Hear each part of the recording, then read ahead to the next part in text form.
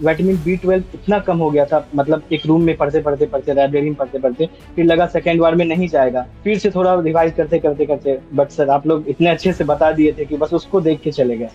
नए बच्चे जो तैयारी कर रहे हैं उनको ये सीखना पड़ेगा कि देखो, तैयारी में फुल डेडिकेशन चाहिए। हाँ सर। नोट्स है, शॉर्ट नोट्स है, टेस्ट है, सब कुछ देना पड़ेगा। चिपकाया हुआ था पूरा सिलेबस जो निकाले थे वहां से, और जब टॉपिक आप खत्म करते थे उसको टिक कर देते थे कि यहाँ हो गया, यहाँ हो गया। उसी के अकॉर्डिंग जिस तरह से बताया, जितना थ्योरी उतना पढ़ के उतना न्यूमेरिकल्स बनाए। बहन चाहे हम्म, छोटी हो या बड़ी हो, वो हम्म। जिस डेडिकेशन के साथ आपको सपोर्ट करती है ना, मुझे नहीं लगता कि लाइफ में और कोई इतना ज्यादा डेडिकेशन के साथ आपको सपोर्ट करता है। सबसे पहले प्रभात, आप अपने बारे में बताइए कि आप कहाँ से बिलोंग करते हैं। आपने डिप्लोमा या बीटेक जो किया है, कहाँ से किया है, और आप कौन से जोन से सिलेक्टेड हुए हैं। बेसिक इंफॉर्मेशन बताइए। सर हम बेसिकली बिहार सहरसा डिस्ट्रिक्ट से बिलोंग करते हैं सर। और मेरा बीटेक मैकेनिकल इंजीनियरिंग कर्नाटका से हुआ है, मैंगलोर से। और मेरा जो अभी सिलेक्शन हुआ है आईआईबी जेईई, वो पटना जोन से हुआ है।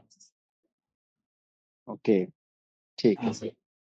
तो बेसिकली आप बिहार से ही हैं और आपका बिहार के ही जोन पटना से हुआ है। हाँ चलिए, सर, ये इसके लिए बहुत बहुत मशीनिज्म। मुबारकबाद हो आपको। Thank you sir, thank you. अच्छा, आपकी जो तैयारी रही, इस तैयारी में आपका सबसे बड़ा मोटिवेशन क्या था, और सबसे ज्यादा आपको सपोर्ट किसने किया।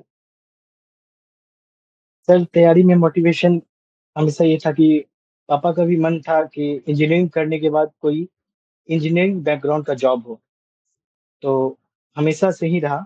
तो उस हिसाब से वो मोटिवेशन रहा। और सहयोग और सबके साथ जो है, मम्मी, दीदी और भैया, इन लोगों का बहुत साथ रहा प्रिपरेशन में।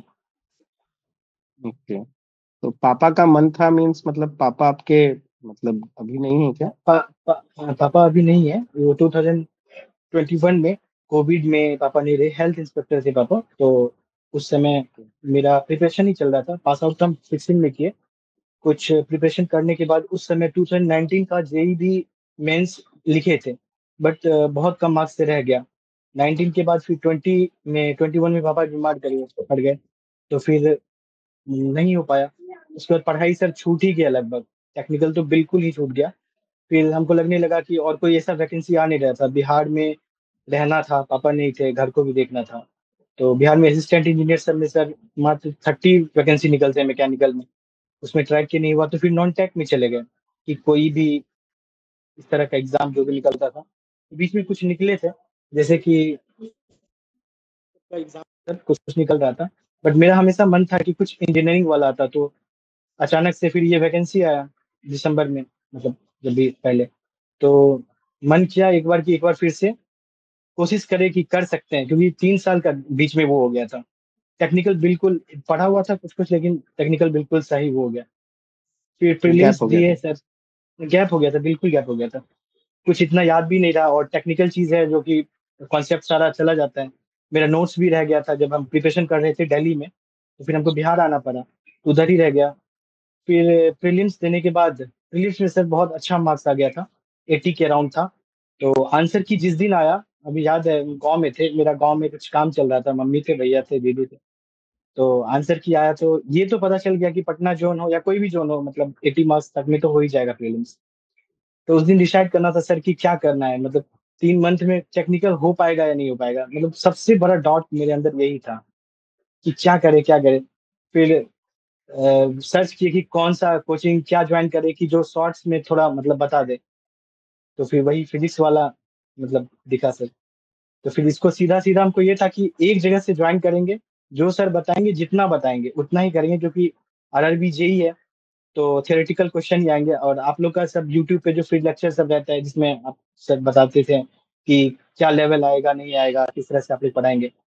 तो इससे सर आइडिया हो गया कि नहीं, ज्यादा नहीं पढ़ेंगे, क्योंकि ज्यादा पढ़ने का मेरे पास टाइम भी नहीं था। और ज्यादा डीप में जाने का, जिस तरह से गेट का एक बार प्रिपरेशन किए थे, तो उसमें सर बहुत ज्यादा मतलब कि न्यूमेरिकल्स और ये सब डीप कॉन्सेप्ट था, तो उतना टाइम भी नहीं था। तो एकदम शॉर्ट्स में सर सिंपल सा हुआ कि पटना आए, घर पे मम्मी को छोड़े, मेरी बड़ी वाली दी, मेरे भैया भी बाहर ही रहते हैं, तो बड़ी वाली दी बहुत सपोर्ट की। वो बोली तुमको जहाँ जाना है तुम जाओ, मम्मी को हम देखें, क्योंकि मम्मी का हेल्थ भी थोड़ा डाउन हो रहा था बार बार। तो बड़ी वाली दी रही यहीं पे। बोले तुम जा चले जाओ पटना 3 मंथ के लिए, दे दो अपना 3 मंथ। सीधा फिजिक्स वाला ज्वाइन किया सर, और एकदम से स्टार्टिंग से स्टार्ट कर दिया। मतलब जैसे कि सर अगर हम दिखा दे तो एक एक आपका जैसे लेक्चर अटेंड किए तो थर्मोडायनेमिक्स का जैसे मेरा ये नोट्स है सर, पूरा हम्म, ये बनाए थे हम नोट्स। जैसे कि नोटबुक में नहीं बनाए हम, ऐसे पेज को फाड़ के पूरा वो पिन करके हम्म, इस तरह से आपका पूरा थियरी पढ़े पहले। और हम्म, प्रीवियस ईयर बस इससे वाई सिटी का जो आता है सर, प्रीवियस ईयर ये हम्म, वाई सिटी का, हम्म, उस हम्म, पूरे बुक को हम फाड़ फाड़ के ना सब्जेक्ट वाइज अलग कर दिए पूरा। हम्म, और उसको 2-3 बार ऐसे ही बनाते गए हर एक का। जैसे सर आईसी इंजन है, तो हम्म, ये आईसी इंजन का भी पूरा है। इसमें वाईसीटी का प्रीवियस ईयर है सबसे पहले। उसके बाद हम्म। सर आपका ये देखिए, नोट्स जब लिख नहीं पाए तो निकाल लिए ऐसे ही, और नहीं, पूरा सही पढ़ किया, डाले टाइम, इसको। क्योंकि टाइम नहीं होता टाइम लिखने लेके का। एक एक वर्ड पूरा पढ़ के पूरा बना लिए, प्रीवियस ईयर पूरा बनाए। और जितना बताए सर उतना ही किए, ज्यादा उससे नहीं था। मेरे पास टाइम भी नहीं था एक्चुअली में कि ज्यादा करने का भी टाइम नहीं था। और एक भरोसा रखिए कि जितना आएगा आप इसमें ही कर सकते हैं कुछ। तो भगवान की दया से मतलब नॉन टेक्निकल हम बीच में थोड़ा बहुत पढ़े थे, क्योंकि हम टेक्निकल छोड़ चुके थे, तो मेरा नॉन टेक्निकल थोड़ा ठीक था। फिर भी कंप्यूटर एनवायरनमेंट यहाँ से हो गया, फिजिक्स वाले से हो गया। बाकी हिस्ट्री पॉलिटी ज्योग्राफी थोड़ा बहुत तो आ ही रहा था तब, तो उधर से वो हो गया। और टेक्निकल पूरा फोकस्ड हो गया फिजिक्स वाला पे। पूरा पढ़ के मीनू मैम से, आपसे, रोहित सर से, सब मतलब जो बताए उतना करके, और टेस्ट लगाते गए तो सर ऐसे करके कोई हुआ। नहीं, आपके आपके पिताजी अभी नहीं है, लेकिन वो बहुत खुश होंगे जहां भी होंगे, क्योंकि आपने कहीं ना कहीं उनका सपना तो साकार कर ही दिया, है ना। जी। और और बता हमेशा आपकी हिम्मत है।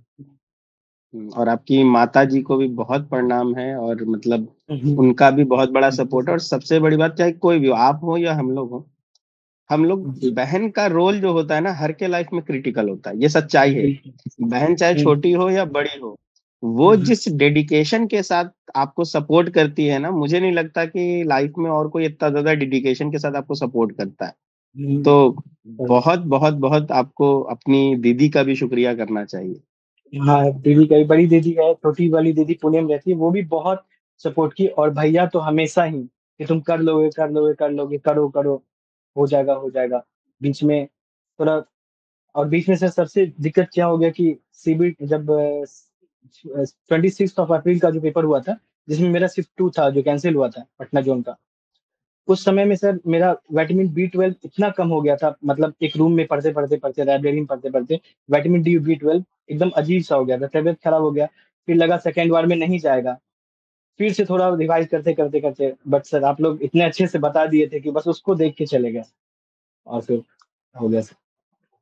चलिए, ठीक है, ये तो खैर बात हो गई अपनी तैयारी की। अब उन जी बच्चों के सर। रिगार्डिंग थोड़ी बात करते हैं जो तैयारी करना चाहते हैं। तो सबसे हाँ पहली चीज ये है कि अगर कोई बच्चा, मान लीजिए बिल्कुल नया बच्चा है, और वो मान लो 2026 में अभी वैकेंसी आई नहीं है, लेकिन होपफुली आएगी, सर। अगर उसको वो टारगेट करना चाहता है तो वो किस तरीके से अप्रोच कर सकता है? सर अप्रोच करने के लिए सबसे पहले तो एग्जाम, जैसे अगर आरआरबी जेई पे फोकस कर रहे हैं, तो जैसे आप लोग बताते हैं कि फिर जेई का एक कन्फाइंड सिलेबस है, एक कन्फाइंड वो है, उससे बाहर नहीं ना ही जाए तो अच्छा है। और बार बार उतना कोई, मेरे रूम में वो चिपकाया हुआ था पूरा सिलेबस जो निकाले थे वहां से। और जब टॉपिक आप खत्म करते थे उसको टिक कर देते थे कि यहाँ हो गया यहाँ हो गया। उससे ज्यादा नहीं बढ़े, उसी के अकॉर्डिंग जिस तरह से बताए, जितना थ्योरी उतना पढ़ के उतना न्यूमेरिकल्स बनाए। तो इस तरह से कन्फाइंड स्टडी मतलब ज्यादा सही रहेगा। अ, और फिर ये डिसाइड करना पड़ेगा कि कौन सा एग्जाम, अगर एसएससी जेई कर रहे हैं तो फिर उसके अकॉर्डिंग, आरआरबी जेई कर रहे हैं तो उसका फिर अपना है, फिर गेट करें तो उसका अपना है। हर एग्जाम का, मेरे ख्याल से हर एग्जाम का वो अपना अपना ही है, मतलब किस तरह से पढ़ना चाहिए। जैसे आप बताए थे कि ज्यादा इस पे फोकस नहीं करना है, बेसिक थर्मोडायनेमिक्स से ज्यादा क्वेश्चंस आएंगे ही आएंगे, बहुत ज्यादा नहीं जाना। फिर ऐसी इंजन देख लेने के लिए वो इम्पोर्टेंट है। और जो थोड़ा बहुत बताए थे आप, जो बोले थे इसमें बस आरएसी सब में वो देख लेने चाहिए डायग्राम, तो उतना ही देखे, ज्यादा कुछ देखे ही नहीं। मतलब जितना आप बताए थे तो उसमें आ गया था, मतलब ऑल राउंड आ गया था उसमें। तो मेरा यही कहना है, जो भी नए स्टूडेंट प्रिपरेशन कर रहे हैं, कि उनको एक पूरा, एक तो कोचिंग क्लासेस मतलब हेल्प तो, मतलब आपको कम समय में बहुत अच्छे तरीके से ये बता देंगे कि क्या नहीं करना है। क्योंकि सर करने के लिए इतना है कि मैं हम मतलब 2016 से अभी तक देखे हैं, बहुत सारे एग्जाम दिए सर, एफकेट निकाल ले, इससे पहले भी एनटीपीसी निकाल ले थे, आरआरबी जेई भी दिए हैं, और असिस्टेंट इंजीनियर का मेंस लिखे थे। तो हमको लग गया कि सर कि बहुत ज्यादा पढ़ के मतलब एकदम वो हो जाता है। ठीक है। अच्छा, मतलब डेली आप तैयारी के वक्त लगभग डेली कितने क्वेश्चन सॉल्व करते थे? अगर कोई बच्चा हो तैयारी करना हो तो उसको लगभग डेली कितने क्वेश्चन सॉल्व करने चाहिए? क्या अप्रोच होना चाहिए? अप्रोच सर ऐसा रहा कि ऐसे काउंट करके तो नहीं कर रहे थे, जैसे थर्मोडायनेमिक्स का कोई टॉपिक आप बता दिए, तो उसके अकॉर्डिंग जितना क्वेश्चन आ रहा था उससे प्रीवियस ईयर में, वो कर रहे थे। और एक्स्ट्रा क्वेश्चन कर रहे थे, बट रिवीजन के वक्त जो जो इम्पोर्टेंट था उसी को बार बार कर रहे थे। ऐसा नहीं था कि एक क्वेश्चन यहाँ से वाईसीटी से लगा दिए तो अब कहीं और से लगा रहे हैं। तो वाईसीटी को तो हमेशा रिवीजन में भी रखते थे, फिर कुछ क्वेश्चन ऐसा होता था जो कि फॉर्मूला याद करने के लिए सही रहता था वो सर, तो वो कर लिए। तो यही कर रहे थे सर, लगभग तो हो ही जाता था। मतलब जब पूरा पूरा दिन लेक्चर देखते थे, फिर 100 150 क्वेश्चन तो बन ही जाता था इस तरह से। ठीक है। और टेस्ट सीरीज तुमने अगर लगाया तो टेस्ट सीरीज का क्या रोल है तैयारी में? टेस्ट सीरीज का तो बहुत अच्छा रोल रहा है सर, क्योंकि खुद से क्वेश्चन लगाने में क्या होता था बीच बीच में, जैसे घर रूम में भी लगा रहे हैं, तो बस लगा रहे हैं, किसी क्वेश्चन पे अटक गए तो उस पे बनाए जा रहे हैं, उसको सोच रहे हैं कि कैसे होगा, फिर ये होगा, फिर टाइम किल हो गया इस तरह से। और जब टेस्ट देना स्टार्ट किए तो फिर ये समझ में आ गया कि किस क्वेश्चन को छोड़ना है, क्योंकि बीच बीच में टेस्ट सीरीज में बहुत सारे ऐसे क्वेश्चन आते थे, थर्मो के ही, सॉम के, और फिर इस तरह का जो कि फंसाने वाला होता था, जैसे बेंडिंग मोमेंट, बहुत ही कुछ भी ऐसा स्ट्रक्चर आ गया जिसका थोड़ा टाइम लगेगा, तो उसको छोड़ना है फिर आगे बनाना है। मैन्युफैक्चरिंग पे ज्यादा ध्यान दिए, थर्मो के बेसिक कॉन्सेप्ट, इस तरह से टेस्ट सीरीज तो बहुत इंपॉर्टेंट है, टाइम अच्छा, मैनेजमेंट के लिए। शॉर्ट अच्छा, शॉर्ट नोट्स तुमने बनाया था कि नहीं? हाँ सर, जैसे थर्मो का आपका तो वो बना लिए थे, जो मेन नोट्स था, उसके बाद इस तरह के नोट्स बनाए थे सर पूरा। मेरा इसमें पूरा थर्मो है, बहुत शानदार। इसमें पूरा थर्मो है सर। तो मतलब हम वैसे बैठ के देख लिए एक बार, जिस दिन टेस्ट होता था, बस पूरा, मतलब कितना 24 30 पेज होगा मुश्किल से, 25, छोटा छोटा करके लिखा हुआ है सर, एकदम छोटा हाँ हाँ हाँ। करके लिखा हुआ है। तो उसी को रिवाइज करते रहे। तो सारे सब्जेक्ट का लगभग तुमने ऐसे शॉर्ट नोट्स बनाया था? सारे सर, मतलब मेरे पास टोटल 10 सब्जेक्ट के पूरा वो किया हुआ है सर, फिजिक्स वाला का ओ ही भाई सब पूरा, साहब। पूरा एकदम टोटल 10 सब्जेक्ट, जितने सब्जेक्ट थे वो टोटल करके पूरा सब कॉपी है एक बार, इस तरह से। बहुत शानदार, बहुत शानदार। मतलब नए बच्चे जो तैयारी कर रहे हैं उनको ये सीखना पड़ेगा कि देखो, तैयारी में फुल डेडिकेशन चाहिए। हाँ सर, नोट्स है, शॉर्ट नोट्स है, टेस्ट है, सब कुछ देना पड़ेगा। अच्छा, डेली सब देना लगभग आप पड़ेगा कितने आवर पढ़ाई करते थे? स्टडी का आवर टेन्यूर कितना रहता था लगभग? सर। आवर टेन्यूर तो देखे नहीं, क्योंकि सर मेरे पास ना एक गोल्डन अपॉर्चुनिटी यही था सर, क्योंकि बात क्या है कि अब हमको ये पता चल गया कि आरआरबी जी अगर हर साल निकालेगी वैकेंसी, तो इतना वैकेंसी हाँ। तो नहीं आएगा, थोड़ा कम तो होगा, फिर कंपटीशन बढ़ जाएगा। और मेरे लिए थोड़ा ये भी था कि अब मेरा थोड़ा उस तरह से एज भी हो रहा था, कहीं सेटल होना ही था, मतलब परमानेंट। तो वो भी मेरे पास वो था, तो हम दिसंबर में जब गए ना, तो हमको नहीं पता चलता था सर कि सुबह हुआ और फिर गए लाइब्रेरी और फिर शाम हो जाता था, लेक्चर देखते देखते, फिर बीच में खाना खाए, फिर मतलब पढ़ते रहते थे, इस तरह से था। तो ये था कि बीच में भी टाइम मिलता था बहुत अच्छा, लेकिन जब भी पढ़े लगातार, जैसे सुबह उठे 6 बजे तो 10 बजे तक का स्लॉट, फिर 1 2 घंटे, फिर से 12 से फिर 2 3 बजे तक, फिर से 1 2 घंटे का, फिर इस तरह से चलते रहते। तो अप्रोक्सीमेटली लगभग daily on an average daily का कितना आवर क्लास हो जाता था आपका? ऑन एन एवरेज सुबह से शाम तक, वही सर, सब कुछ मिला के तो 10 से 10 घंटे तो हो ही जाता होगा सर। 8 to 10 मिनिमम आवर्स, ठीक है। 8 to 10 आवर तो हो ही जाता होगा।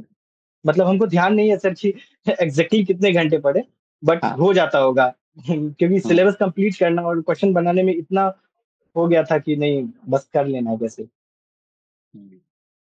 अच्छा, तो एक तो हो गया कि आवर्स वगैरह आपने जो भी अपना डेडिकेशन से पढ़ाई किया। अच्छा, ये बताओ, जैसे कई बार क्या होता है, जैसे क्वेश्चन बना रहे हैं या टेस्ट सीरीज दे रहे हैं, तो उसमें सर, मतलब एक्यूरेसी अच्छी नहीं आ रही है मान लीजिए, तो एक्यूरेसी हाँ, एंड स्पीड को कैसे मेंटेन किया जाए?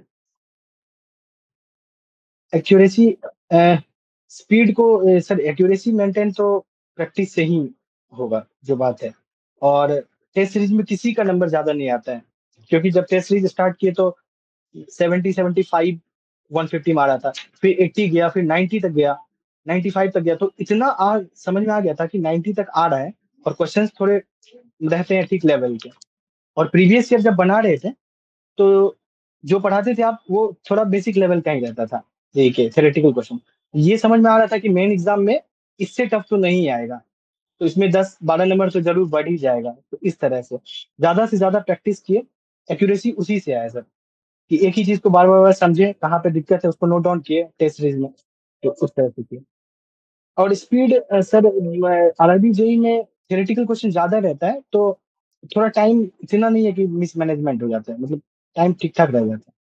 अगर थियोरेटिकल मतलब बात समझ में आ गया, जैसे आप पढ़ाए और सारे कॉन्सेप्ट समझ में आ गया, तो थियोरी में एक लाइन का रहता था कि क्या है, तो वो इस तरह से। ओके, ठीक है। तो आप अपनी इस जर्नी को एक लाइन में कैसे डिफाइन करेंगे? इसको जर्नी को अगर बोलना हो, कैसा रहा जर्नी, अप्स एंड डाउन कैसे रहे? सर, इस जर्नी को तो बस यही कहेंगे कि सर, कदम चूम लेती है खुद आगे बढ़कर, मंजिल मुसाफिर अगर हिम्मत ना हारे, तो सर हिम्मत नहीं हारे। और अंत में कुछ भी हुआ तो मतलब कुछ मिल गया सर, और वो भी हमको इंजीनियरिंग डिपार्टमेंट से मिला।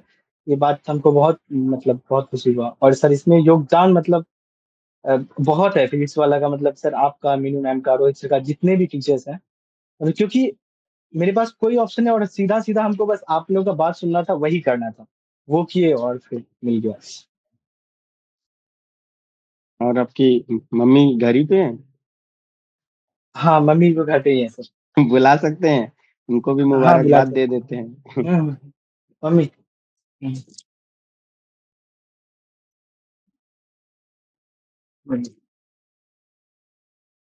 नमस्कार मम्मी माता जी। और कैसा लग रहा है आपको? हाँ, क्या बोले? नमस्ते माता जी। नमस्ते नमस्ते। नमस्ते नमस्ते। और कैसा लग रहा है आपको? आपके बहुत बेटा का खुश है। सिलेक्शन हो गया? बहुत खुश है। बहुत खुश हैं। चलिए, आप लोगों का मेहनत वैसे साकार हो गया। जी, सवाल पूरा हो गया। नहीं नहीं, अब आपको खुश रहने की जरूरत है, मतलब पूरा सपोर्ट अब तो, क्योंकि हाँ सर। घर में इनका सपोर्ट होना बहुत जरूरी। जिस तरीके से आप लोगों ने इनको सपोर्ट किया है, ये भी आपको पूरा सपोर्ट करेंगे। ठीक है। अब तो आप लोगों को खुश रहना है। जो मुश्किल और जो मेहनत इन्होंने किया है, उस मेहनत में आपका भी बहुत बड़ा रोल है। क्योंकि आज के टाइम पर क्या होता है ना, बच्चे मान लो एक बार नहीं हुआ तो माँ बाप सपोर्ट नहीं करेंगे तो बच्चे कहाँ जाएंगे? आपका जी जी। सपोर्ट बहुत बड़ा है कि वक्त के साथ आपने इनको हिम्मत दिया कि नहीं बेटा आप करो, हो जाएगा हो जाएगा। तो अगर देखा जाए तो इस सिलेक्शन का जो श्रेय है ना, सबसे ज्यादा आप लोगों को जाता है। हम लोग तो बस रास्ता दिखाएं कि देखिए आप ऐसे कीजिए। वो तो आप लोगों की आपका भी मेहनत है। आशीर्वाद है जी। जी जी आप बिल्कुल। लोग का भी अपना आशीर्वाद। अपना आशीर्वाद हमारे ऊपर भी रखिए माता जी। हाँ हाँ। हाँ। जी जी। हाँ, सर। ठीक है ठीक है। बहुत बहुत ठीक है मुबारक हो सर। आपको, आपके पूरे परिवार को सिलेक्शन के लिए। जी। ठीक है। बहुत जल्द थैंक यू सर। कोशिश करेंगे कि मुलाकात भी किया जाए। हाँ सर, हाँ सर। ठीक है। Thank you okay sir. Prabhat. तो थैंक यू सर। ठीक है प्रभात। और तब हाँ तो सर। अब सब अच्छा रहा, घर का बाकी सारी चीजें तो ठीक है।